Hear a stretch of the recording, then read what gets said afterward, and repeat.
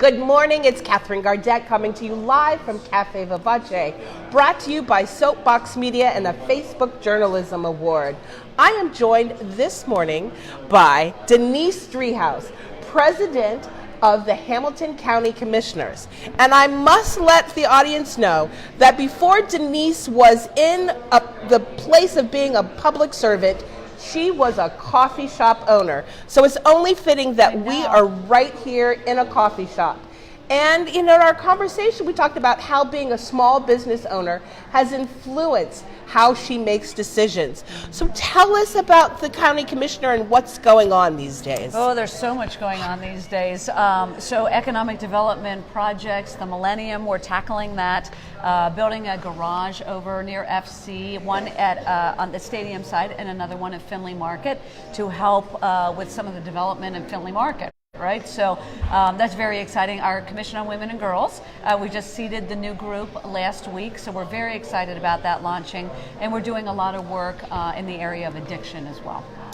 Let's expand more on the Women and Girls Project. How did that come about within the county commissioners? Well, we launched it when I became a county commissioner. There had only been one other woman as a county commissioner, and I think women and girls want to have a voice in Hamilton County in a way that's really impactful, and so we created the Commission on Women and Girls. It's 20 women, 10 girls. They do roll over, so we're always getting fresh ideas and new voices, but the real power of the commission is the girls, because they have a platform from which to speak about their issues, and it's just been good fun to be part of it.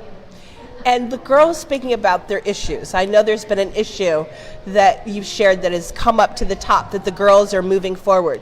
Can you share with the audience more about that? Yeah, so they brought to our attention that girls don't have access to period products in schools.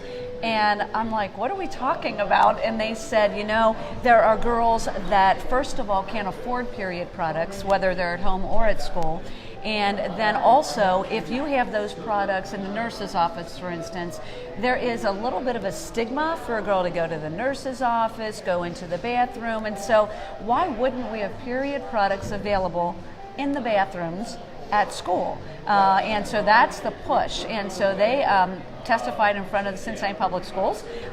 They knocked it out of the park, and so Mike Morosky is very involved in this now, as is Jeff Pastor over at City Hall, to say how can we make this happen, maybe in partnership with P&G, to make sure that those products are available. It's a social justice issue. It's also an issue where girls simply need access in the bathroom to period products. They liken it to having toilet paper in the bathrooms. I'm like, okay, right? So it's really, it's been very interesting to hear them talk about it in their terms and move on that project. That is wonderful.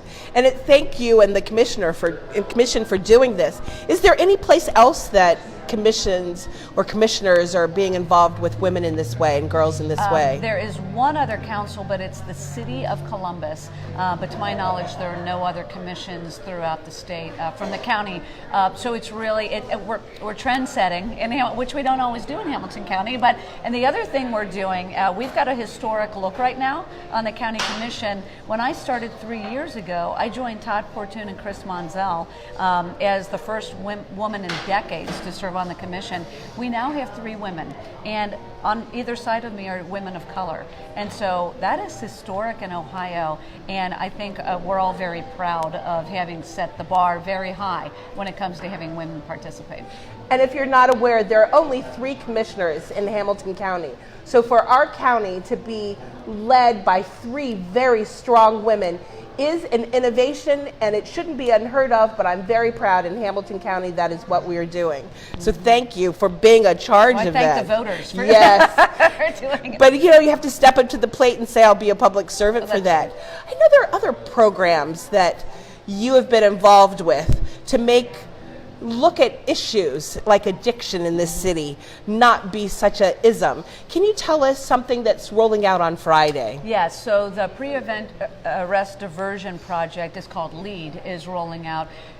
it gives police officers the ability to not incarcerate folks that have either an addiction issue or a mental health issue, but rather guide them into treatment.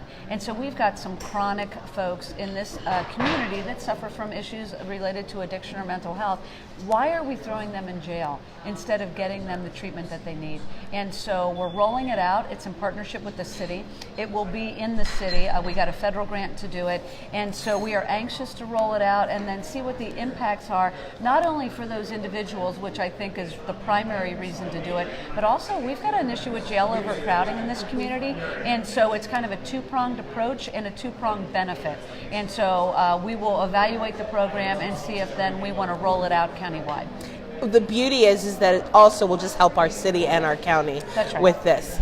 I know that there are many things coming up, like the commissioner's State of the Commission, that may not be. So how would people keep in touch to know? Yeah, so the State of the County is supposed to take place on April 2nd. It's an annual event.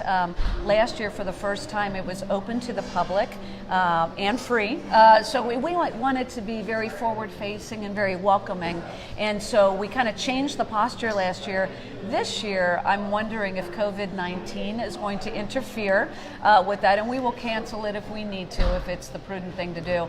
So the county website will have updates, but I do hope that we can move forward at least at some point in time, because it's a great way to kind of tell the story of the county and bring people into the conversation, because that's what we're trying to accomplish, is make sure that all 49 jurisdictions in the county feel like they're part of what we're doing, and the State of the County is a way to do that. And are the meetings open to the public? Of course. So tell our audience when the meetings occur and how they can watch or come. So our meetings we have staff meetings on Tuesdays at 1 o'clock. It's kind of a committee kind of setting where it's more of a dialogue. Thursdays are our regular meetings at 1 o'clock, where we do the business of the county. But again, when I took over as president, I said, not everyone can get to the county at 1 o'clock in the afternoon. Why don't once a month we take the community, or the meetings out into the community? And so we do them in the evening. They're at 6:30, and we're moving all over the county. And it's been good fun because we've been in Anderson Township and Green Township and Cheviot, and we're in North Bend, and so we're all over the place. It's been really interesting because the people in these communities have come out. And they fill out the speakers cards, they talk about what's on their mind. So it's been really informative. And again, I just think it's a different approach from the county commission to say, we want you, everyone, to be part of this dialogue. And so this is the way we try to accomplish the goal. Thank you so much. It's good fun. Time flies quickly. So part of our Women's History Month has been spending time with powerful women in Cincinnati.